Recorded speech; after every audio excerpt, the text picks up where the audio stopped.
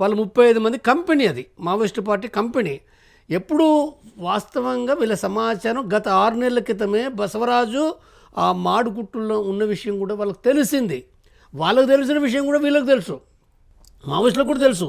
ఎట్లా ఆ మాడుగుట్ట లోపల ఉన్న వివిధ పార్టీ సభ్యులు దళాల, అంటే 10 దళాలు 8 దళాలు ఉంటాయి అక్కడ, ప్లాటూన్ ఉంటుంది, లేదా ఇతర కంపెనీ కూడా ఉండొచ్చు.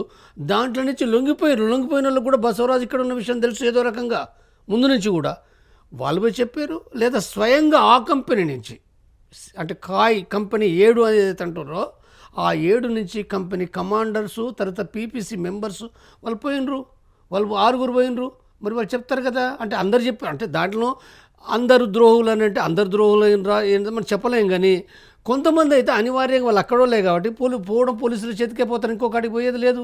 కాబట్టి ఇలాంటి పరిస్థితుల్లో కూడా వాళ్ళు కూడా సమాచారం చెప్పిండ్రు. ఎంత చెప్పిండ్రు, ఎవరెంత చెప్పిండ్రు మనం చెప్పలేం. కానీ వాళ్ళు చెప్పిండ్రు అసలు ఈ దాడికి ముందు 17వ తారీఖు కూడా ఇద్దరు జంట, పీపీసీ జంట, అంటే భార్య భర్తలు ఇద్దరు పోయారు. అంటే ఈ సమాచారం అంతా ఉండి రెగ్యులర్గా పోతుంది. రెగ్యులర్గా పోయి చాలా నింపాదిగానే వచ్చారు వాళ్ళు. మావోయిస్టులకు తెలుసనే దాంతో వచ్చారు. తెలిసినప్పటికీ దాడిని ఆపడానికి ఏం లేకుండా కంటిన్యూ వచ్చారు.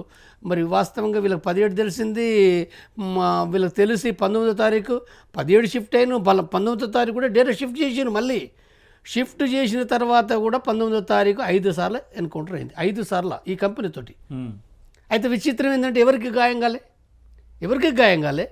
కానీ 20వ తారీఖు ఏదైతుందో, అంటే కొద్ది దూరం పోయినరు వీళ్ళు, అంతకంటే పోలేని పరిస్థితి వచ్చేసింది. ఆగిపోయిన తర్వాత చుట్టుముట్టేసారు మొత్తం వేల బలగాలు. నువ్వు ఎక్కడికి పోలేని పరిస్థితి.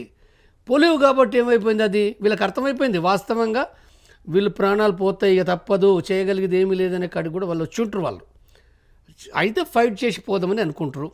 కాబట్టి 21 ఉదయమే స్టార్ట్ అయిపోయింది అది. ఆ స్టార్టింగ్ లోపల అక్కడ జరిగిన యుద్ధము వాస్తవంగా దాంట్లో ఒక చేజింగ్ బ్యాచ్ అని ఉంటుంది. అంటే దాంట్లో ఆ చుట్టూ వలయాన్ని, ఆ గండిని దెబ్బకొట్టి ఒక గండి చేసుకొని పోవాలి.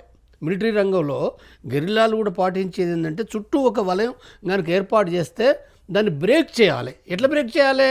బ్రేక్ చేసే దాంట్లో కొంతమంది చనిపోతామని తెలిసి, ఎందుకంటే అక్కడ 50 మంది ఉన్నారు, విపరీతమైన ఆటో ఫైరింగ్, పటాపట్ కాలుస్తూనే ఉన్నారు, బాంబులు వేస్తుండ్రు.